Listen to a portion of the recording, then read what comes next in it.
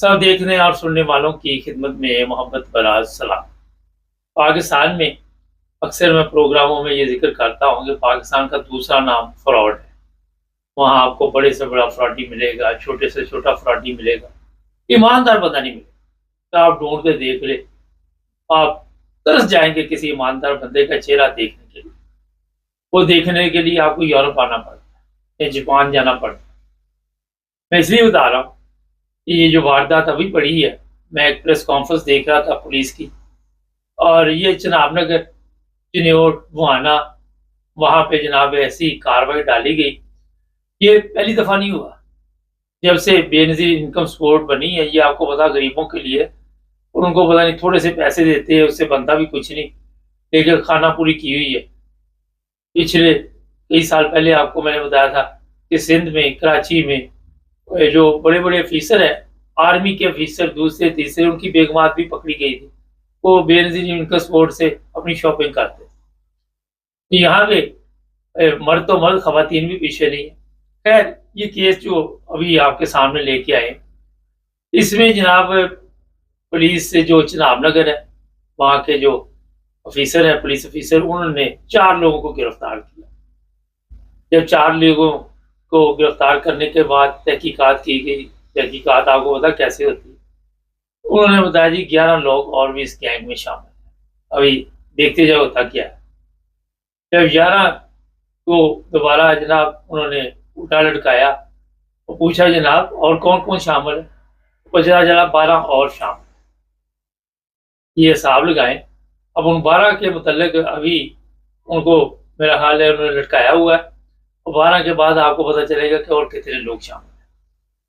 करते क्या थे? ये भी आपको पता होना चाहिए। फ्रॉडी करते ये थे कि जो गरीबों को ये जो बेनज़ीर इनकम सपोर्ट मिलती है, उनको उनसे छीन लेते थे, और वारदात तरीका जो था उस पर जो मुझे समझ आई वो भी बताता हूँ। जो पहला केस दर्ज हुआ, एक औरत ने केस दर्ज कराया चिनाब नगर थाने में।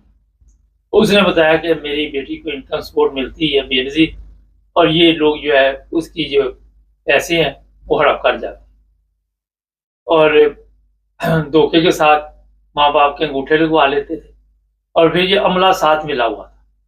जो बेनज़ीर इनकम सपोर्ट देता है, वो भी साथ मिले हुए। ठगों का टोला था मुकम्मल तौर पर। हो सकता है कुछ पर्दानशीनों के भी नाम आते हैं उसमें। खैर, उस औरत की रिपोर्ट के बाद ये 4 लोग जो मैंने बताया, फिर 11, फिर 12 पकड़े गए। कुल 27 लोग अभी तक बता रहे हैं, शायद टोटल जो है वो पकड़े गए। ये 3 इलाकों में गिरफ्तारियाँ हुई, और पुलिस ने जो छापे मारे, ये चिन्योट, चिनाब नगर, मुहाना, और यहाँ से कोई 45-50 लाख रुपए इनसे बरामद हुए। अंदाज़ा लगाएँ कि कितने लोगों को इन्होंने टीका लगाया होगा। 1000-1500 मिला वो मिलती होगी, 2000 और कितनी मिलती होगी, जो बेनज़ीर इनकम सपोर्ट है।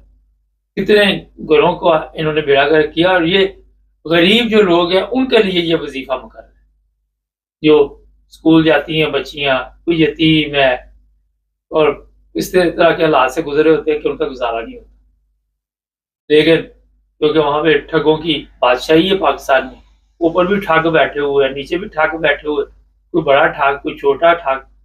इन ठगों ने लोगों के वो जो जिससे मेरा हाल है कि नमक भी नहीं आता होगा सही तरीके से, पता नहीं उनको खाना तो मुयस्सर बड़ी दूर की बात है। 1500-2000 रुपए में क्या आपने खरीद लेना, कौन सा वहाँ पे पहाड़ गिरा लेना। लेकिन ये कब से कार्रवाई डाल रहे थे, और इसमें और कितने लोग पकड़े जाएंगे। अभी पुलिस ने कहा जी हम फाइनल जो है इस प्रेस कॉन्फ्रेंस के बाद भी कोई ना कोई चीज़ें जो सामने आएंगी वो बताएंगे। ये भी एक अच्छी बात है कि वहाँ एक पुलिस ऑफिसर ईमानदार था, उसके दिल में रहम आ गया चिनाब नगर का जो है। और वो वैसे तो वहाँ पे ऐसे-ऐसे पटवारी पहले रह के किए हुए मूसा जैसे, जो हरामखोर थे, और उन्होंने ये कार्रवाई डाली हुई थी कि लोगों की सड़कों पे कब्जे करवा देने, लोगों के ईमानदार बंदा ढूँढना बड़ा मुश्किल है। ईमानदार बंदा वहाँ पे नहीं मिलता। अक्सर ये बैंक है, नेशनल बैंक है वहाँ पे, वो भी सुना कपला करते हैं, कौमी बचत है वो भी कपला करते हैं। तो जहाँ जिसका दांव लगता है वो लगाता है। लेकिन यहाँ पे एक पुलिस ऑफिसर ईमानदार आने की वजह से इन गरीबों की सुनी कि चलो ये तो पकड़े गए, और ये भी कहा गया बकायदा तौर पे इस प्रेस कॉन्फ्रेंस में कि जिनके नुकसान हुए हैं वो पैसे जो बरामद हुए हैं उनमें हम दे रहे हैं वापस, अच्छी बात है। मगर बात वही है कि जब तक आपके पास कोई अच्छा ऑफिसर नहीं है, उस इलाके के हालात नहीं बदलते। तमीज़ तहजीब वाला होना चाहिए, जो इज्जतदार शहरी है उनके साथ इज्जत से पेश आना चाहिए। हर एक को एक ही चक्कर में मारना पीटना शुरू करना नहीं चाहिए, गालियां नहीं निकालनी चाहिए। देखिए, जो तारीफ है वो करनी चाहिए, ये नहीं कि आप हर वक्त ये कहते रहे ये गलत है वो गलत है। तो ये बहरहाल हम भी ऐसे पुलिस ऑफिसर की तारीफ करते हैं जिस तरह के काम करते हैं पाकिस्तान में। अब ये बता देता हूँ मैं आपको, अगर यहाँ पे कोई हरामखोर बैठा होता थाना चनाब नगर में, तो जब ये 4 लोग पकड़े थे तो इनसे ले दे के तो वो वहीं पे गेम खत्म कर दिया। मगर क्योंकि कोई अच्छा बंदा होगा, उसको ख्याल आया होगा कि ये गरीब बच्चियां इन पे ये जुल्म हो रहा है, उसने ये कार्रवाई की और इतना बड़ा गैंग पकड़ा। यहाँ से आप अंदाजा लगाएं। दूसरा, आज का कुछ मीडिया का भी जोर है, लोग सोशल मीडिया पे आ जाते हैं और आके फिर वहाँ पे जाहिर है बताते हैं कि हमारे साथ ये जुल्म हुआ। लेकिन पहले अपनी कोशिश करनी चाहिए, पहले मुतलका जो भी, ये नहीं कि चनाब नगर या चिन्योट की बात कर रहा हूँ, पूरे पाकिस्तान की बात कर रहा हूँ। और बहुत कम ऑफिसर ऐसे मिलते हैं जिनके दिल में दर्द होता है, जिनके दिल में एहसास होता है। और जब भी हम सोशल मीडिया पे ऐसे लोगों को देखते हैं जो इज्जत एहतराम के साथ, ये आपने देखा आजकल ये रेडी वगैरह जो लगाते हैं, उनकी आके रेडियाँ उठानी शुरू कर देते हैं। मगर कुछ ऐसे भी होते हैं जो आके उनको फिर रिक्वेस्ट करते हैं, देखो यार ये आपने सड़क बंद की हुई है, अब दाएं बाएं हो जाए, इस तरह अच्छी बात नहीं है। वो चले जाते हैं लोग। और कई ऐसे होते हैं आते, वो माँ बहन की गालियाँ, तरबियत का ही बड़ा फर्क होता है। अगर आप किसी अच्छे खानदान से तल्लक रखते हैं और आपके जहन में है कि यार जो दूसरा है वो भी मेरी तरह इंसान है, तो फिर आपकी बोलचाल में आपका अखलाक जो है वो आपको नजर आ रहा होता है। लेकिन जब आपने एक गंदी नाली में आंख खोली हो, बाप भी रिश्वतखोर हो, माँ भी गलत कामों में मुलव्वस हो, फिर औलाद हराम की पैदा होनी है, वहां से आपको अच्छी औलाद कहाँ से मिले। तो जो अच्छे ऑफिसर है अगर पाकिस्तान में किसी जगह पे भी है तो उनके रिजल्ट इसी तरह के आते हैं। उनके जो भी काम होते हैं वो बताते हैं कि हमने ये काम किया। लेकिन इन लोगों ठगों की हालत देख ले कि इनके दिलों में कोई रहम नहीं, कोई ख्याल नहीं। ये बड़े बड़े ऑफिसर होते हैं, उनकी बेगमात भी शामिल होती है, उनको कोई एहसास नहीं होता कि ये गरीब आदमी है, ये गरीब बच्ची है, ये पढ़ने के लिए कोई वजीफा लग गया इससे, इसको तो हम इस पर रहम करें। बेरहमी की ये हालत हो चुकी है पाकिस्तान में कि जो भी आता है वो कहता है जनाब जो मिलता है बस उसको छोड़ो ना, हलाल हराम मिट्टी डालो, जिस तरह दाल लगता लगाइए।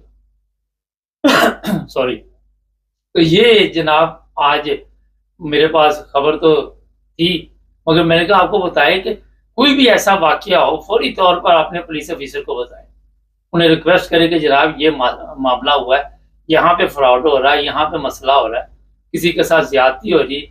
मैं ऐसे पुलिस ऑफिसर को भी कहूँगा कि उसकी बात आराम से सुने, चाहे वो कोई भी बंदा हो, कोई भी आपके पास आता है उसकी बात सुकून से तहम्मुल से उसे इज्जत से बिठाएं, ये नहीं कि नीचे बिठाएं, अपने साथ चेयर पे बिठा के उसका दर्द सुने, उसकी बातचीत सुने, अपने अमले में भी नजर रखें कि यहाँ पे जो काली भेड़े होती है वो कौन कौन से काम डालती, क्योंकि इनके बगैर गेम नहीं चलती। अभी जो मैंने कहा था पर्दा नशीनों के नाम भी आते थे, देखो आज से काम नहीं चल रहा हो, इससे पहले भी पुलिस ऑफिसर यहाँ पे रहे होंगे, पहले भी इस तरह की शिकायतें मिलती होंगी, कोई कार्रवाई नहीं करता। क्योंकि कार्रवाई करना भी बड़ा मसला है। पाकिस्तान जैसे मुल्क में कोई FIR दर्ज करानी हो तो गरीब को एक अमीर ढूंढना पड़ता, क्या हो जाके जरा FIR दर्ज करवा दिया।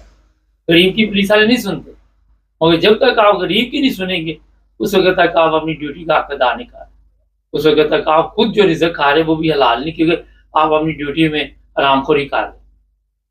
तो सबसे बड़ा इसमें जो मैंने बात आपको बताई है कि इज्जत और एहतराम, क्योंकि यहाँ पे हम यूरोप में रहते हैं, कुछ भी हो जाए पुलिस के पास जाओ, वो जाके जनाब आपको उसे नहीं होता कि वहाँ पे किसी किस्म का खौफ है, वो आपको चेयर देते हैं, पानी देते हैं, चाय देते हैं, वो आपकी बात सुनते हैं, वो हर तरह का ख्याल रखते हैं।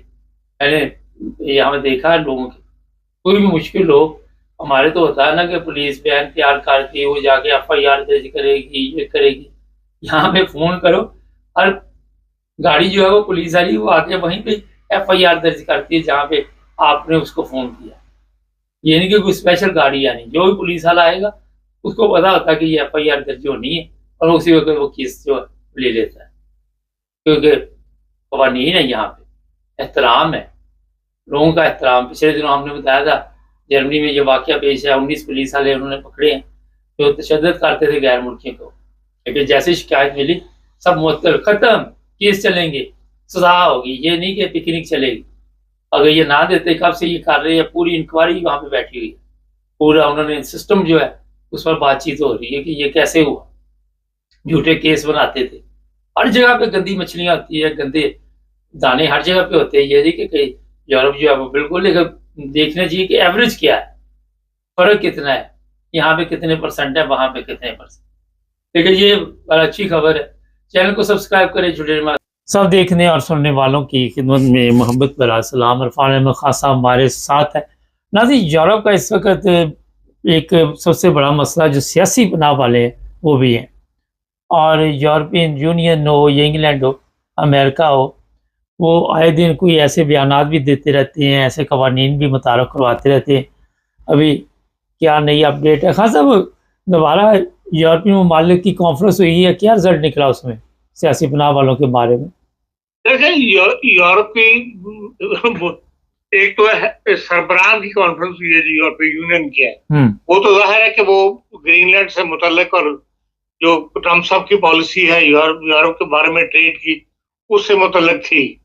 लेकिन एक कॉन्फ्रेंस जो कब्रस में हुई है, साइप्रस के अंदर, वो यूरोपीय यूनियन के ममालिक जो है उनके वजीर दाखिला वहां सारे इकट्ठे हुए थे, और वो और उनका मकसद ये था इकट्ठे होने का कि भाई असाइलम की जो पॉलिसी है इस वक्त चल रही, उसमें तमाम ममालिक के अंदर जो लोग सीरिया और अफगानिस्तान के लोग हैं उनके बारे में हम एक पॉलिसी सब अपनाएं, बजाय इसके कि भाई हर मुल्क अपना कोई रखना चाहता है, कोई निकालना चाहता है। हम इन दो ममालिक के बारे में, क्योंकि अक्सरियत जो है ये चाहती है कि ये लोग अपने घरों को वापस जाएं, अफगानिस्तान वाले भी उसको कोई, अफगानिस्तान को लोगों ने अभी तक तस्लीम नहीं किया तालिबान की हुकूमत को, और इसलिए यहाँ के लोग जो है जो तालिबान या असाइलम लिया वो भी वापस जाए पानी। और इसी तरह दूसरा मुल्क जो है वो शाम है, क्योंकि वहां पर इंतखाबात हो रहे हैं, वहां पे कंडीशनल वीजा इनको दिए गए थे शाम में, एक पॉलिसी बना ली जाए, तो उसके अंदर उनको कोई ऐसी ज्यादा कामयाबी नहीं मिल सकी कि भाई एक मौके पे सब इकट्ठे हो जाते।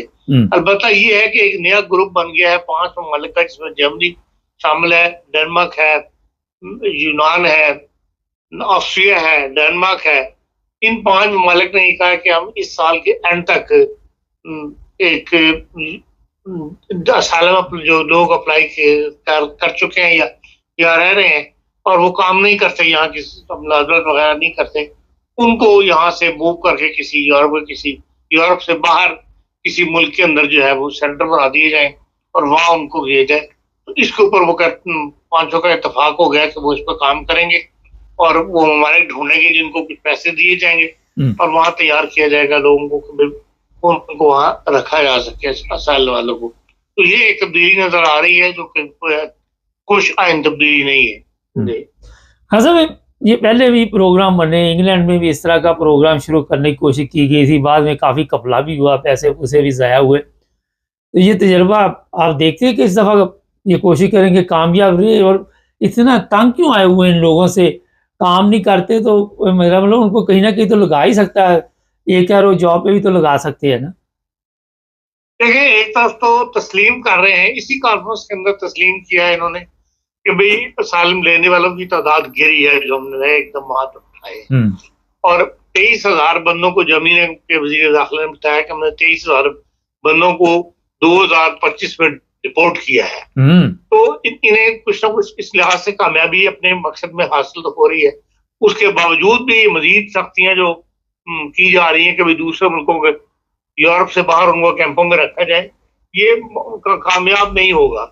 इसलिए कि देखें, हम यहाँ पे एक तो एनजीओ जो है काफी एक्टिव है, यूरोप की जितनी भी एनजीओ हर मुल्क की, तो ये लोग कोर्टों में चले जाते हैं और कोर्टों में जाके फिर इस किस्म के डिसीजन ले लेते हैं, जिसकी वजह से फिर हुकूमत के काम में रुकावट बन जाती है।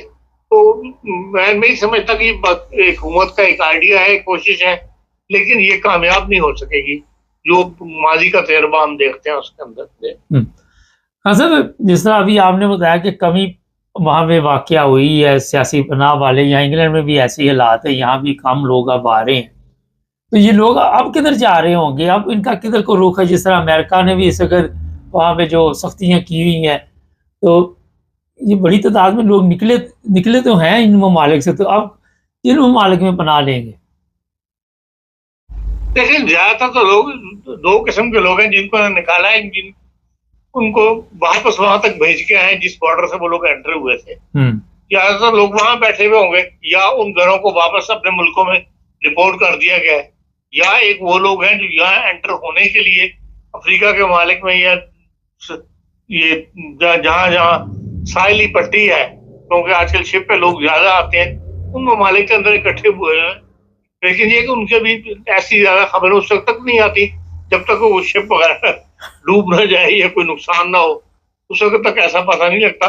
लेकिन बाहर इन जगहों पर लोग मौजूद हैं, सूजन इटली के करीब करीब के जो जजीरे हैं वहां पर लोग मौजूद हैं, इनकी छोटी मोटी खबरें जो है वो अखबारों में पढ़ने को मिलती रहती हैं।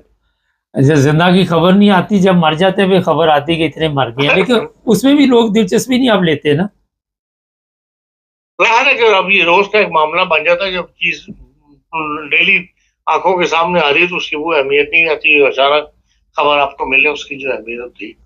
अच्छा जी, यूरोप ने क्या किया है ट्रम्प साहब के साथ, जो ट्रम्प साहब ने ऐलान किए हैं जिसमें पाकिस्तान भी शामिल है? साहब कल शाम को देखे सारे इकट्ठे हुए थे और 5 घंटे वो मीटिंग जारी रही है, और उसके बाद जो एलानिया है वो तो बड़ा मुख्तसर सा दिया उन्होंने कि भाई हम ट्रांस अटलांटिक दोस्ती जो है उसको कायम रखना चाहते हैं, लेकिन हम अपनी मतलब जो अपने मुल्क की हिफाजत और अपने जो नजरियात हैं उसको पर भी हम सख्ती से अपना कायम रहेंगे। और हम जो पहली पॉलिसी थी कि भाई अमेरिका को उन्होंने समझ लें कि चौधरी माना हुआ था या अमेरिकन पॉलिसी को फॉलो करते थे सब, अब वो बात नहीं होगी। अब वो कहते हैं यूरोप इंडिपेंडेंट जो है अपनी पॉलिसी बनाएगा, अपने सिक्योरिटी की भी अपनी ट्रेड की भी, और उसके ऊपर हम मिलकर जो है वो अमल करेंगे। लेकिन हम नेटो को भी कायम रखना चाहते हैं, हम नेटो को खत्म करने की फेवर में नहीं है। अगर नेटो का जो है वो यूरोप के हम यूरोपीय यूनियन के मामलात में मुदाखलत नहीं करती तो हमें ये नेटो को रखने में कोई इतराज नहीं है और हम उनके साथ चलने के लिए तैयार हैं। लेकिन अब जो अहमियत अवलियत दी जाएगी वो यूरोप को सिक्योरिटी की है, और हम अपनी सिक्योरिटी करना जानते हैं और हम सिक्योरिटी जो है वो करके दिखाएंगे। एक इस किस्म का बयानिया सा उन्होंने दे दिया है, लेकिन 5 घंटे के अंदर क्या बातचीत हुई है अब ये तो आहिस्ता आहिस्ता खबरें जो बाहर निकलती हैं, फौरी तौर पर तो सब कुछ नहीं आया था।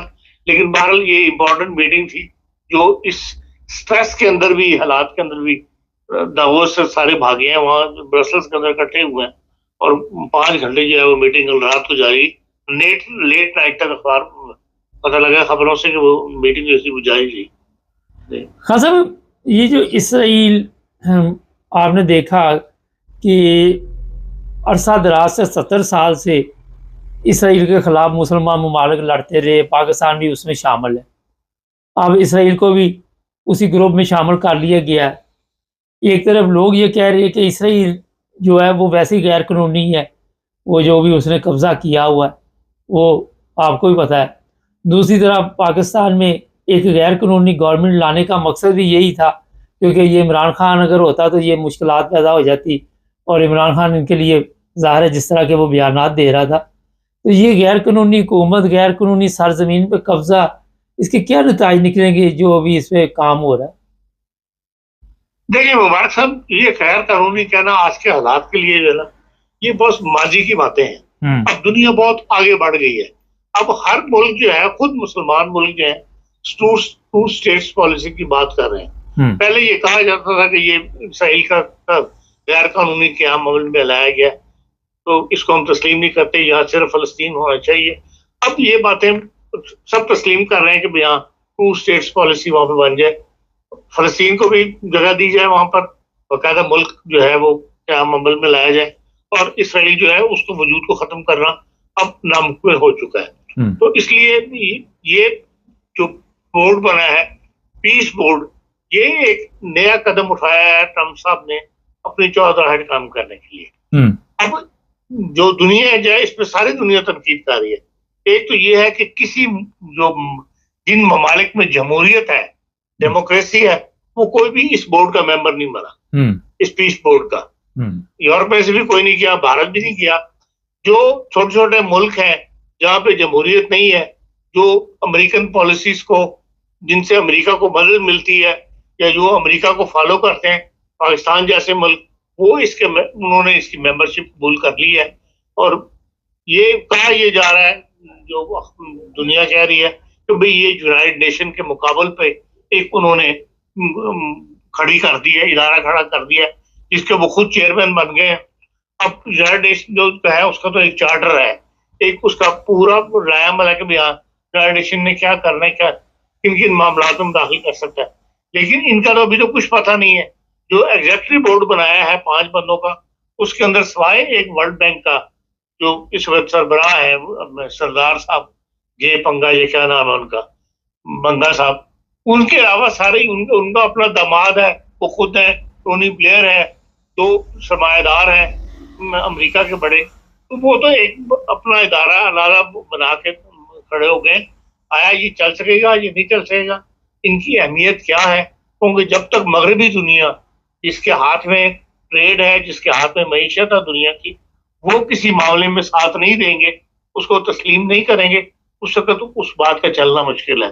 अभी तो ये कहा है कि उन्होंने सालाना एक इजलास करेंगे। तो ये तो एक बराए नाम सा इदारा लगता है बाजार कि जी एक अपनी चौधराहट कायम करने के लिए, जिस तरह दावोस में इकट्ठे होते हैं या सिक्योरिटी काउंसिल में, सिक्योरिटी कॉन्फ्रेंस का म्यूंचन में तोड़ते हैं, इस किस्म का एक इदारा इकट्ठा कर लेंगे और साल में एक दफा सार हो वो हेड ऑफ द स्टेट्स को बुला लिया करेंगे, जो उसके मेंबर होंगे, अमली तौर पर दुनिया से तस्लीम कर लेगी।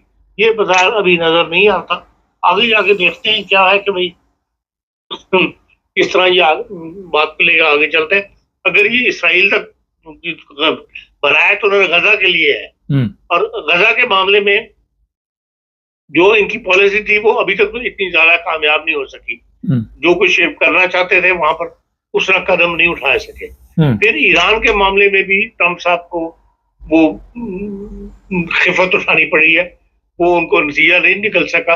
और ईरान पर जो इन्होंने हमला किया है, आज दुनिया ये बात लिख रही है, हम जो टेलीग्राफ है, जब उस टाइप के जितने भी अखबारात उन्होंने लिखा है कि अरब ममालिक ने इनका साथ नहीं दिया ट्रम्प साहब का, और अरब ममालिक ने रोका उनको कि भाई आपकी जंग जो है, आप दूर बैठे में, अगर ईरान को छेड़ा गया तो ये आग जो फैलेगी, और उससे हम जो करीबी ममालिक हैं, जो अमेरिका के इत्तेहादी रहे हैं या अमेरिका की कुछ न कुछ इंस्टॉलेशन वहाँ मौजूद है, हमें खतरा है कि हमारे पर हमला होगा। इसलिए हम इस फेवर में नहीं है कि आप ईरान को कोई फौजी चढ़ाई करें। तो ये अखबारों में आ गई है सारी कहानी। तो इस वजह से भी इनको वहां खिफत उठानी पड़ी। इसलिए अभी तक जो कदम उन्होंने उठाए हैं उनमें उन्हें खिफत ही उठानी पड़ी है, वो उस तरह कामयाब नहीं हो सके। आया बोर्ड ऑफ पीस जो है कामयाब हो सकेगा? आया अभी तक तो उसके आसार से नजर नहीं आता। हाँ सर, बोर्ड ऑफ पीस, लाखों लोग जो थे वो फलस्तीनी मारे गए, इस दुनिया से चले गए।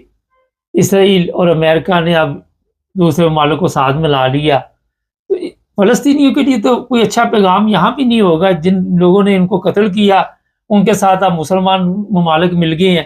फर्ज करें कल को, अभी तक तो ये कह रहे कि फौज नहीं भेजेगा, पाकिस्तान भेज देते, तो ये कोई ऐसी गेम तो नहीं खेलेगी कि मुसलमानों से मुसलमानों को मरवाया जाए? नहीं, इसका देखें, गजा को दोबारा आबाद करना है। ये तो बाहर किसी न किसी स्टेज पे आके ये मसला होना है कि गजा को दोबारा आबाद करना है। गजा को आबाद करने में जो पैसा बनाना है अमेरिकन कंपनियों ने या ट्रम्प साहब ने जो कंपनियां खोली हुई हैं अपनी, उनके राइट लेफ्ट के लोगों ने, उसको वो तो अपने हाथ में काबू में करना चाहते हैं। जो कुछ भी होगा वो इस बोर्ड के तहत वो चाहते हैं, वो तमाम इमदाद। इन्होंने 1-1 अरब रुपए उसकी शर्त रखी हुई है डॉलर की, वो रखें। वो शायद उन्होंने वर्ल्ड बैंक में रखने होंगे, जिसकी वजह से वर्ल्ड बैंक के सदर को उन्होंने अपने साथ मिला लिया है। असल चीज ये है कि जो ठेके दिए जाएंगे, जो तामीराती कंपनियां वहां काम करेंगी, पूरा मुल्क तबाह किया है, पूरा शहर के शहर तबाह किया है। उसमें हर चीज इंफ्रास्ट्रक्चर A to Z बनना है। उसके अंदर अमेरिकन से पैसे बनाने हैं या ट्रम्प साहब ने पैसे बनाने, यही मेन मकसद नजर आता है बोर्ड ऑफ पीस का। तो बहरहाल गजा के लिए पैसे सब देने के लिए तैयार है, और ज्यादातर पैसा जो है ये देखें आप अरब मुल्कों से लेंगे और ये अमेरिका को देंगे पैसे, और उन्हीं की कंपनियां जो है ये चीज बनाएंगी। वैसे जबरदस्त बिजनेस है। तो वहाँ इसराइल ने किया और पैसे अब अरब ममालिक देंगे, इसलिए कि वो मुसलमानों को तबाह आबाद करने के लिए वो कहेंगे कि आपको पास पैसा है, आप पैसा दें। बहुत शुक्रिया खासा, थैंक यू नजीर। ये आपको मैं बताऊं, इसराइल हो या अमेरिका हो, इनके बड़े लंबे प्रोग्राम होते हैं। ये देख रहे किस तरह अपने बिजनेस को चमकाना चाहते हैं। लेकिन जिस तरह अभी खासा ने कहा कि जो कमज़ोर गवर्नमेंट है, पाकिस्तान की कमज़ोर गवर्नमेंट है, वो शहबाज शरीफ उसके साथ कान में बात करके बड़ा खुश हो जाता है। इस से कमतरी का शिकार कौम इंडिया देख रहे, वो नहीं शामिल हुआ। यहाँ से आप अंदाज़ा लगा लें कि हम कितने तरक्की याफ्ता ममालिक में शामिल हो चुके हैं और हमारी गुलामी की हालत क्या है। अब इसमें दो तीन चीज़ें और भी हैं। एक तो मैं बता देता आपको कि अपनी अवाम पे और भी जुल्म होंगे। अगर वो सवाल पूछेंगे तो उनको उठा लो, इसको उठा लो, उसको उठा लो। पता नहीं वो मज़ारी को भी उठा के, इमाम मज़ारी को भी उठा के ले गए, उसके बंदे को भी पकड़ लिया। पहले कहते थे नहीं पकड़, भी मुझे इत्तला मिली। तो मकसद ये है कि ये सब फरेब, झूठ और जो भी कारोबारी लोग हैं उनकी दुनिया है। आम बंदे को इसकी समझ नहीं आएगी। चैनल को सब्सक्राइब कर ले, जुड़े रहे हमारे साथ। सब देखने और सुनने वालों की खिदमत में मोहब्बत भरा सलाम। एक ऐसी खबर जिसने बहुत तकलीफ़ थी और यकीन करें कि दिल जो है वो ऐसे परेशान हुआ। मैंने सोचा आपके साथ भी मुख्य तौर पर ये प्रोग्राम जो है शेयर किया जाए। पाकिस्तान में आप सबके इल्म में है कि तौहीन मज़हब जो है उसके चक्कर में बेगुनाह लोग जो हैं वो जेलों में बंद हैं, और यहाँ पे ज़ाती इंतकामात लेने के लिए भी लोगों के ऊपर तौहीन मज़हब डाला जाता है। और जो सबसे अफसोसनाक बात है कि गवर्नमेंट को इस चीज़ का इल्म है, हमारे पुलिस वालों को इस चीज़ का इल्म है, हमारी अदालतों को इस चीज़ का इल्म है, हमारे फील्ड मार्शल को भी इस चीज़ का इल्म है। लेकिन क्योंकि इनमें से अक्सर जो है वो तमाशबीन है, और इल्म होने के बावजूद भी अक्सर क्या सारे ही आप कह सकते हैं, इल्म होने के बावजूद भी कभी भी इस पर किसी ने तवज्जो नहीं दी।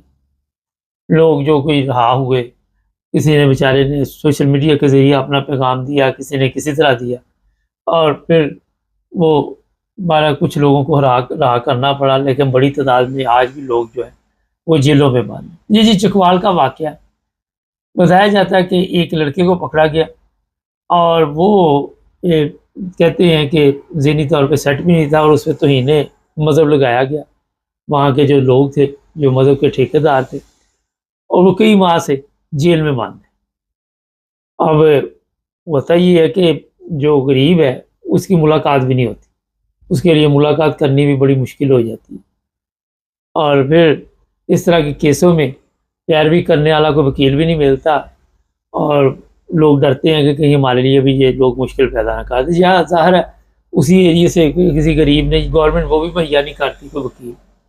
तो ये इस तरह के बेगुनाह लोग जो है कई कई सालों तक पाकिस्तान की जेलों में पड़े रहते हैं। अब इसमें अफसोसनाक बात जो है वो मैं बताने लगा, वो ये है कि इसकी माँ बेचारी पुलिस स्टेशन चक्कर लगाती रही, जेलों के चक्कर लगाती रही, बड़े बड़े लोगों के पास जाते, मगर जैसे ही कोई सुनता था कि ये तौहीन मज़हब है तो कोई उसकी मदद करने के लिए तैयार नहीं था। किसी ने भी उस बच्चे का चेकअप नहीं करवाया, पुलिस ऑफिसर ने या जेल अहकाम ने, और किसी ने ये नहीं किया कि इसका पता करो ये ज़हनी तौर पर ठीक है, इसके ऊपर मुकदमा सच्चा है झूठा है। और फिर ये औरत जो है जान की बाजी हार गई इसी तरह, इसी गम में कि मेरा बेटा जेल में है और मेरी सुनवाई नहीं हो। लेकिन ऐसे वाक़यात से हमारे माशरे को कोई फ़र्क नहीं पड़ता। हमारे जो लोग हैं उनको इससे कोई दिलचस्पी नहीं होती, और ये भी हो सकता है कि उस बेचारी का जनाजा किस हालत में पड़ा हो। कई लोग शामिल इस वजह से भी नहीं हुए होंगे कि इसका बेटा जो था वो तौहीन मज़हब के केस में अंदर। हमारा मज़हब जो हमें कहता है वो तो मैं आपको अक्सर बताता रहता हूँ, लेकिन ये कोई पहला वाक़या नहीं। बेशुमार ऐसे माँ बाप हैं जो आके वहाँ पे टीवी मुख्तलिफ टीवी चैनलों पे बैठे होते हैं। वो बताते हैं कि हमारे बच्चे हैं, किसी का 20 साल का, किसी का 25 साल का, और हम रुल गए कि वो जेलों में और तौहीन मज़हब के केसों में। बारहा दफ़ा गवर्नमेंट को तवज्जो दिलाई गई, बारहा दफ़ा अदालतों को तवज्जो दिलाई जाती है, मगर ठस से मस नहीं होते। किसी को कोई इससे फ़र्क नहीं पड़ता, किसी को कोई इससे दिलचस्पी नहीं, क्योंकि वो गरीबों के बच्चे हैं। और आप सबके इल्म में है कि किस तरह उनको इन झूठे केसों में फंसाया जाता है, किस तरह उनको जेलों में डाला जाता है। और ये जो कवानीन बनाए गए थे, मैं अक्सर आपको बताता हूँ कि ये मौलवियों ने इसलिए बनाए थे कि मज़हब की हिफाजत करें। लेकिन जो मज़हब का वहाँ पे हाल है, वो मुझे बताने की ज़रूरत नहीं, आपको भी नज़र आ रहा है। कहीं से लाशें गायब हो जाती हैं, उनका कीमा करके होटलों में खिलाया जाता है। कहीं से कुत्तों का खाना बना के खिला दिया जाता है, कहीं से गद्दों का, कहीं से डड्डुओं का। जब गंदी खुराक जो है वो जिस्म में जाएगी तो वहाँ से रिज़ल्ट आपको कैसे अच्छे मिलेंगे। ये कवानीन असल में अहमदियों के लिए बनाए गए थे, क्योंकि अहमदियों को परेशान करने का मकसद था, मगर बाद में ये बिज़नेस बन गया। तो अहमदियों को तो जब आप केस करते थे तो पैसे नहीं मिलते थे। ज़ाहिर आपने किसी अहमदी के ऊपर एफआईआर झूठी करा दी तो वहाँ से तो आपको कुछ नहीं मिलना। वहाँ से तो आपको कोई ऐसी पेशकश नहीं होनी। फिर इन्होंने सोचा कि यार इस धंधे में थोड़ा-सा इज़ाफ़ा करना चाहिए, चेक करना चाहिए। इसमें मौलाना अशरफ़ी और उसके भाई का भी नाम आता है। और फिर वो चेक किया गया तो पता चला यार इसके तो रिज़ल्ट बड़े ज़बरदस्त हैं। ये तो ठीक-ठाक पैसे कमाने का ज़रिया है। और फिर लोगों को इस पे जनाब रगड़ा दिया गया। 2300 लोग जो हैं उनके ऊपर केस बना के जेलों में डाल दिया गया। हुकूमत, सेनेट, हर जगह पे सदर पाकिस्तान, क्योंकि खुद एक गैर कानूनी टोला बैठा हुआ है। उनके नज़दीक जब आपको गवर्नमेंट इस तरह मिल जाए, उनके नज़दीक ये अहमियत नहीं होती। जो जज बैठे हुए हैं, वो कैसे वहाँ पर पहुँचे, रिश्वत दे के, तल्लुकात की वजह से, उनके नज़दीक भी कोई ऐसे केसों की अहमियत नहीं होती, ना वो इस मकसद के लिए आए होते। जो वकला हैं, वो केस नहीं पकड़ते, जिस तरह मैंने कहा, उनके नज़दीक भी कोई फ़र्क नहीं पड़ता अगर कोई माँ मर गई है या किसी का बेगुनाह बेटा जेल में। ये पाकिस्तान की बदकिस्मती है, जो मुल्क आज़ादी के नाम पे हासिल किया गया, वो एक जेल बना दिया गया। और पाकिस्तान जो है, आपको मैंने कई दफ़ा कहा कि रूसी सदर ने जैसे सही कहा था कि ये कब्रिस्तान है। आप देख लें वहाँ के लोगों के ज़मीर जो है वो मुर्दा हो चुके हैं। जिसके पास ज़रा सी पावर आती है, वो तकब्बुर में ऐसा मुब्तला होता है कि वो इंसान को इंसान नहीं समझता, और वो समझता है कि मेरे लिए जो भी ये इंसान है, ये सब कीड़े मकोड़े, इनकी कोई हैसियत नहीं। किसी के पास भी कुछ ज़्यादा पावर आ जाती है, चाहे वो किसी जगह भी बैठा हो, चाहे वो क्लर्क है, चाहे वो चपरासी है, चाहे वो कुछ भी है, उसके पास पावर है, वो गरीब के लिए, आपके लिए वो एक फ़िरौन बन जाता है। हर दफ्तर में आपको फ़िरौन नज़र आएँगे, पुलिस स्टेशन में फ़िरौन नज़र आएँगे, हर जगह पे ऐसे फ़िरौन बैठे हुए, और इन फ़िरौनों ने मुल्क के ऊपर कब्ज़ा करके अवाम की जो दुर्गत बनाई हुई है, वो किसी से छुपी हुई नहीं।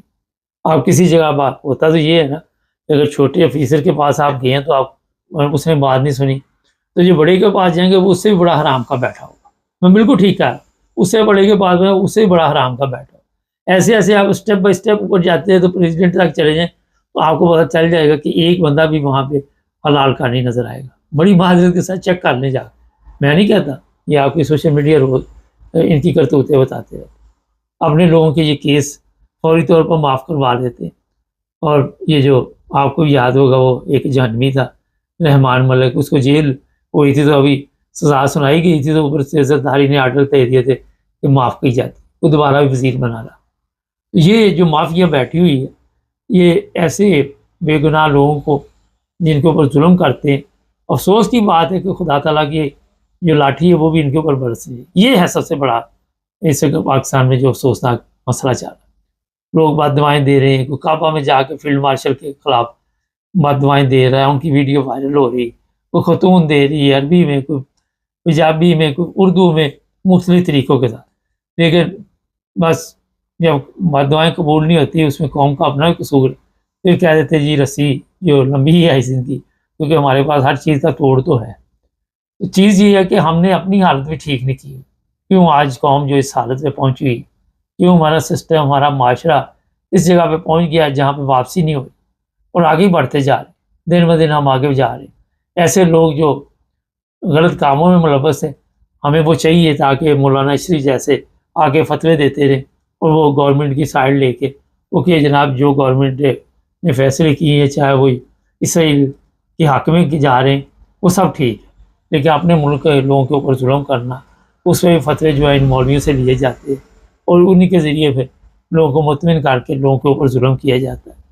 अदालतों में, जजों में, जेलों में ख़वातीन हैं, उनकी इज़्ज़तें जो है उनको जिस तरह वहाँ पे उनके साथ खेला जाता है, जिस तरह आपने वहाँ पे ये जो लवारिस घर बनाए हुए हैं औरतों के, औरतें वहाँ से सप्लाई की जाती हैं, किस तरह जेलों से औरतों को सप्लाई करके बुडेरे जो है उनकी बेडरूम तक पहुँचाया जाता है।